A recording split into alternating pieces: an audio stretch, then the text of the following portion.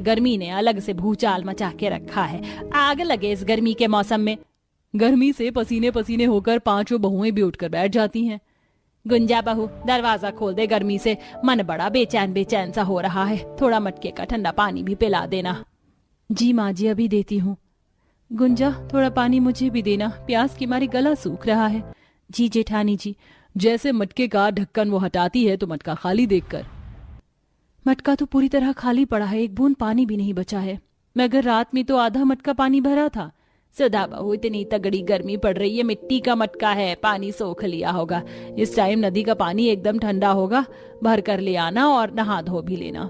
हाँ चलो, थोड़ी देर में सूरज की किरण फूट जाएगी, उससे पहले नहा लेंगे, क्योंकि उजाला छाते लकड़हाट भी जंगल में लकड़ी काटने के लिए डेरा जमा लेंगे तो दिक्कत होगी।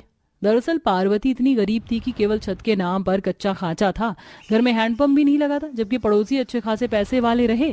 सबके घरों में मोटर का कनेक्शन भी लगा था, जिसके हर वक्त मीठा पानी आता था, लेकिन कोई एक बूंद पानी देने को राजी नहीं था। मजबूरन पांचों बहू मीलों दूर गर्मी के मौसम में नदी से नहाने धोने खाने हर कामों के लिए आश्रित थी।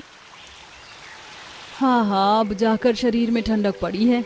सच में इस नदी का पानी इतना ठंडा रहता है कि डुबकी लगाकर सारी गर्मी उड़नछू हो जाती है। इस गैर बरसाती गर्मी में ये नदी हम पांचों बहुओं का इकलौता सहारा है, नहीं तो नहाने के लिए कहाँ जाते हम। देखो, अंधेरा साफ हो गया है।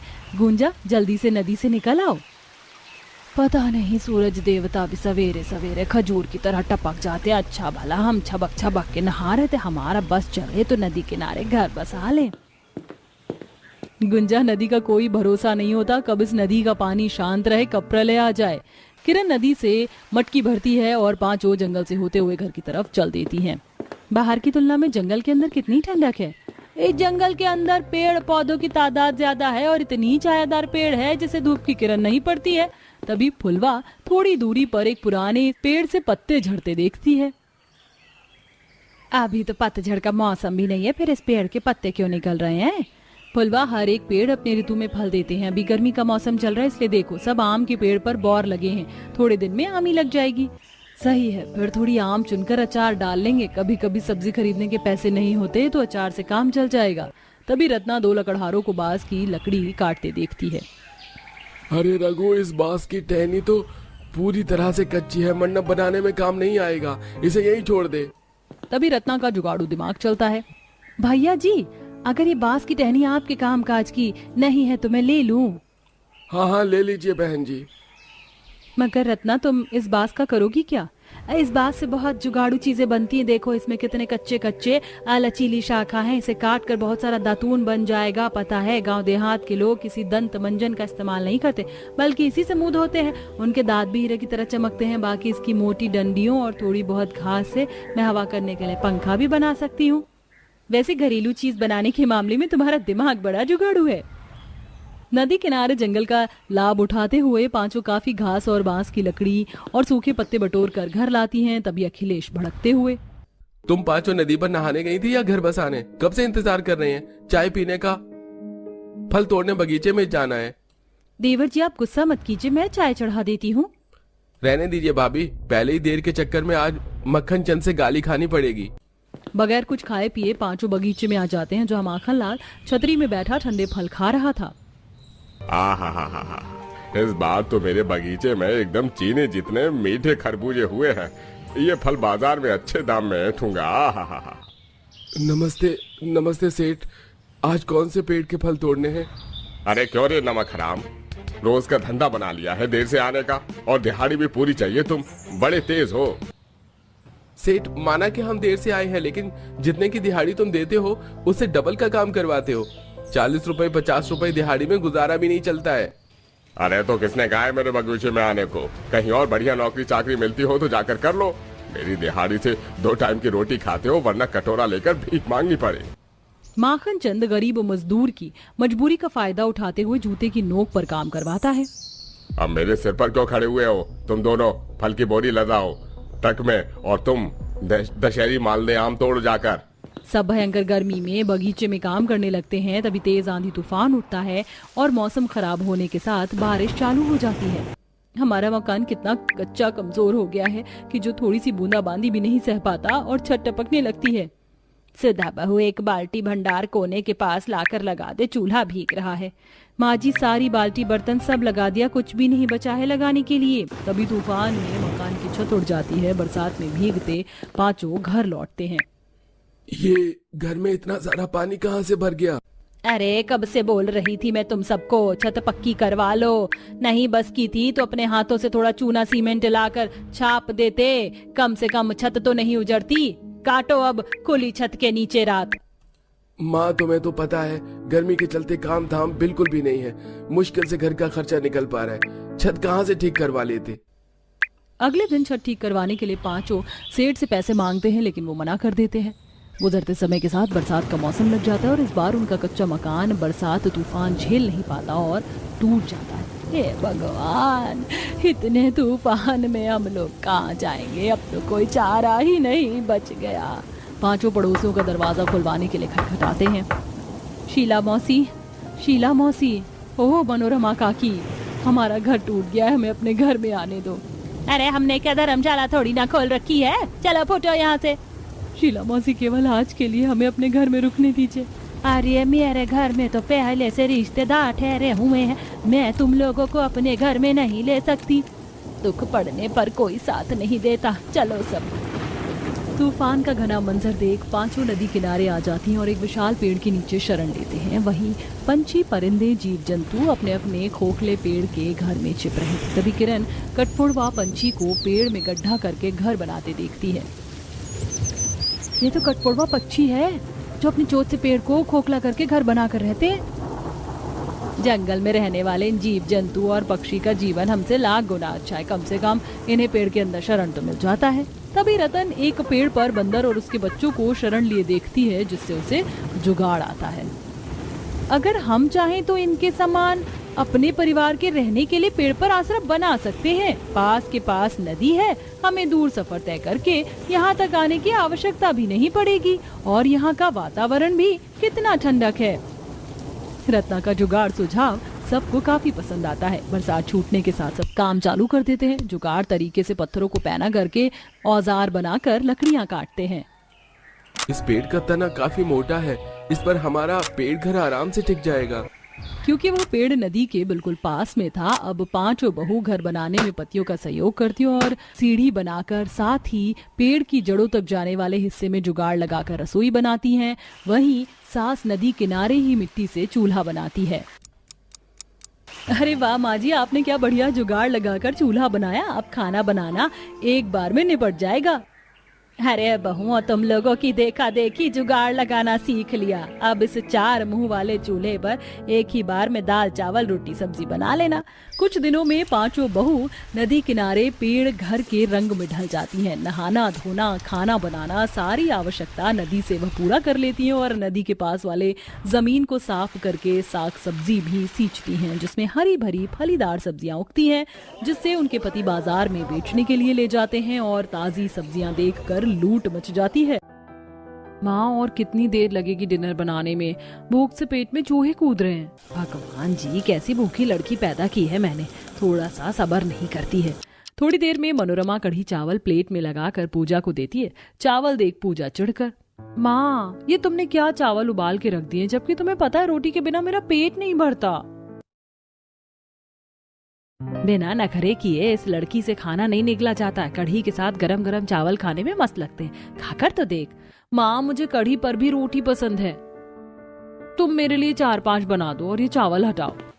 बड़बड़ाते हुए मनोरमा कढ़ी चावल लेकर रसोई में आकर रोटी बनाती है। बंदर क्या जाने अदरक का स्वाद, रोटी के अलावा इसको कुछ हजम नहीं। भगवान न करे कल को दाल चावल खाने वाले ससुराल में शादी हो जाए तो कैसे गुजारा होगा। पूजा को रोटी खाने के शौक में मनोरमा उसकी शादी के लिए परेशान रहती थी। कुछ दिनों में पंडित जी केशव प्रसाद के घर में रिश्ता लगवाते हैं, जो कि आज देखा देखी करने आते हैं। नमस्कार बहन जी। नमस्ते जी, नमस्ते, आइए सब लोग। पिताजी, ये चावल की बोरी और दाल कहाँ रख दें? ये चावल का कट्टा और 10 किस्म की दाल आपके खातिर लाए हैं। वो क्या है ना, हमारे यहाँ के हलवाइयों ने दुकान नहीं खोली थी कि मिठाई खरीद सके, इसलिए अपनी दुकान से दाल चावल ले आए। नहीं रिश्तेदारी में खाली हाथ जाना अच्छा थोड़े ना लगता है। जी जी बिल्कुल बेटा, यहीं कोने में रख दीजिए। दोनों परिवार वाले आपस में बातचीत करते हैं। वहीं पूजा के मन में खिचड़ी पक रही थी। ये देखा देखी करने जाने में दाल चावल कौन लेकर जाता है? दाल में कुछ तो काला है। बहन जी, खुद से अपनी तरफदारी करना अपने मुंह मियाँ मिट्ठू बनने जैसा लगता है, मगर खानदानी खाते पीते बनिया जात से है। चावल का तो हमारा सालों से कोटा चल रहा है। बाकी किराने की दुकान भी डाल रखी है, होलसेल दाल की दुकान है। मनोरमा बहन, इस परिवार में शादी करके आपकी पूजा खूब सुखी रहेगी। सोचने विचारने में समय व्यर्थ मत कीजिए। देखिए जी, मुझे आपका परिवार जच गया। मेरी बेटी खाने की जरा शौकीन है, इसलिए खाता पीता परिवार ढूंढ रही थी। अब तो लगे हाथ कुंडली मिलवाकर मुहूर्त भी निकलवा लीजिए। कुछ दिनों में धूमधाम से शादी होकर पूजा ससुराल आती है। अब देखना यह है कि 10 तरह की दाल चावल खाने वाले ससुराल में पूजा का पेट भरेगा या बेचारी रोटी खाने को तरस कर रह जाएगी। जेठानी राशि चावल का कलश रखकर, प्यारी देवरानी जी, कलश के चावल को अच्छे से गिराना। हमारे यहाँ मान्यता है कि चावल जितने बिखरते हैं घर में अन्न धन की बरकत होती है। जी दीदी, ये क्या कम है कि चावल दाल का कोटा खोल रखा है। पूजा जैसे गृह प्रवेश करती है, भूख से पेट गुड़गुड़ करने लगता है। एक तो मैंने खुद की शादी में सही ढंग से खाना नहीं खाया। कैमरे वाले ने सारा फोकस मेरी थाली पर घुसेड़ दिया था। मिस्सी रोटी, नान रोटी, लच्छा पराठा, कितनी वैरायटी की रोटी थी, खा भी नहीं पाई, तरस के रह गई। थकान के चलते सब अपने कमरे में आराम करने चले जाते। इसी प्रकार अगला दिन चालू होता है। इस कढ़ाई पनीर का टेक्सचर कितना खिलकर आया है। फटाफट से आटा गूंथकर नमक वाली कचौरी बना लेती हूँ। मेरे हाथ की कढ़ाई पनीर पूरी खाकर ससुराल वाले उंगलियां चाटते रह जाएंगे। पूरी बनाने के लिए पूजा हर दराज, मसालेदानी सब में आटा ढूंढती, मगर कहीं नहीं मिलता। पूरा किचन छान मार लिया, आटे का डब्बा दिखाई नहीं। तभी सास 10 तरह के दाल और जेठानी चावल की बोरी सरकाते हुए रसोड़े में लाती है। अरे राशि बहू, तुझे जरा सी चावल की बोरी नहीं खिसक रही? थाली भर कर दाल चावल खाती तभी हड्डियों के ढांचे जैसी हिल रही है। माँ जी, बोरी के अंदर 50 किलो चावल भरा है, भारी है। अरे पूजा बहू, तू खजूर के पेड़ की तरह क्यों खड़ी है? मदद करवा। जी माँ जी। माँ जी, ये बोरी में सच में भारी थी, मेरी तो सांस चढ़ गई। देवरानी जी, खुशबू तो बड़ी अच्छी आ रही, क्या बनाया है?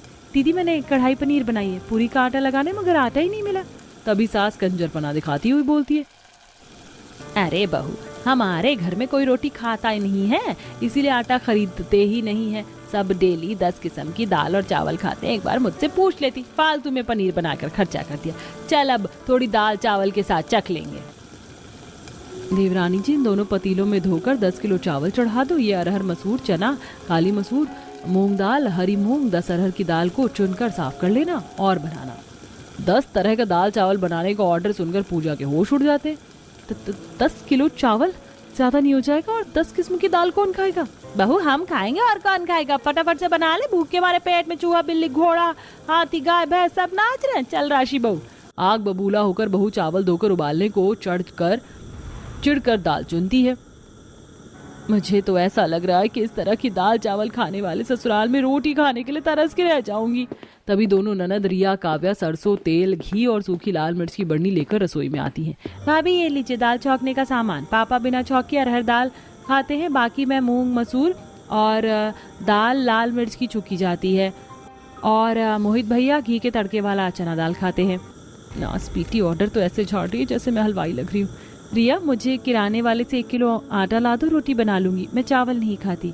पूजा भाभी, आपको पता भी है हमारे घर में कितनी महंगी 100 रुपए रेट की कच्ची बासमती बनती है। धीरे धीरे आपको चावल अच्छे लगेंगे। चल काव्या बाहर, अब मैं मेज पर बैठेंगे, कितनी घमस है किचन में।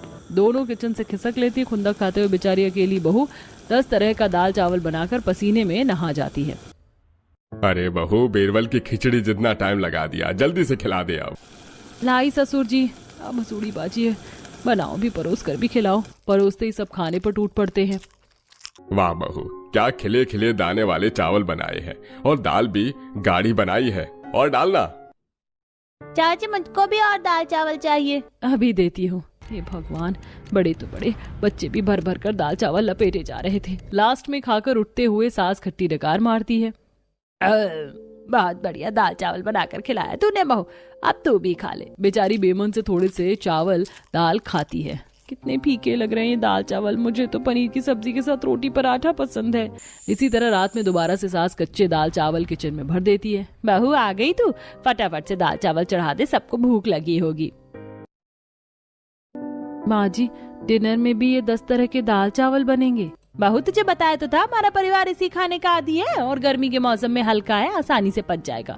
मगर सासू माँ, मेरा चावल खाकर पेट नहीं भरता, मैं रोटी खाती हूँ। चल कोई नहीं, कल आटा मंगवा दूंगी, आज चावल से काम चला ले। बेचारी पूजा अपनी मक्खी चूस सास की मक्खन भरी बातों में आ जाती है, मगर डेली दाल चावल खाते हुए 1-2 हफ्ते हो जाते हैं। ये सासू माँ मेरे साथ चाल पट्टी खेल रही है, रोज आटा मंगवाने की बात करके टरका देती है। मैं तो रोटी खाने के लिए तरस गई हूँ। गुस्से में जानबूझकर पूजा चावल गीले और दाल पानी वाली बनाकर परोसती है। मम्मा, ये दाल तो बाकी की सूप जितनी पतली है, चावल भी गीले गीले से हैं। बहू, ये तूने खाना क्या बनाया है या खिलवाड़ किया है? इतने महंगे बासमती चावल का हलवा बना दिया। माँ जी, आप सब लोग खाते भी तो इतना ज्यादा हैं, ऊपर से कच्ची बासमती थी, चिपक गई पतीले में। बहू, तेरी बनाई दाल में भी चवन्नी भर का स्वाद नहीं है। चिक चिक करते हुए सब लोग दाल चावल खाते हैं। इन जलेबी जितने टेढ़े ससुराल वालों के आगे मुझे भी टेढ़ी खीर बनना ही पड़ेगा। मैं रोटी खाने के लिए तरसूं, पर इन्हें 10 किस्म की दाल चावल बनाकर खिलाऊं, इतनी सीधी नहीं हूँ। जानबूझकर पूजा अब डेली कभी दाल जला देती तो कभी चावल खराब कर देती, जिससे ससुराल वाले राशन पानी लेकर चढ़ जाते हैं। देखो, आज फिर करमजली ने कच्ची बासमती का कचूमर निकाल दिया। कोई फायदा नहीं तेरे जैसी बहू उतारने का। पहले खाना ठीक ठाक बनाती थी, अब जानबूझ के खराब करती है। माँ जी, जब आप लोगों ने समझदारी नाम की चीज नहीं है तो मुझे टेढ़ा रास्ता अपनाना पड़ा। आप लोग खुद तो डेली 10 तरह की दाल चावल चाव से खाकर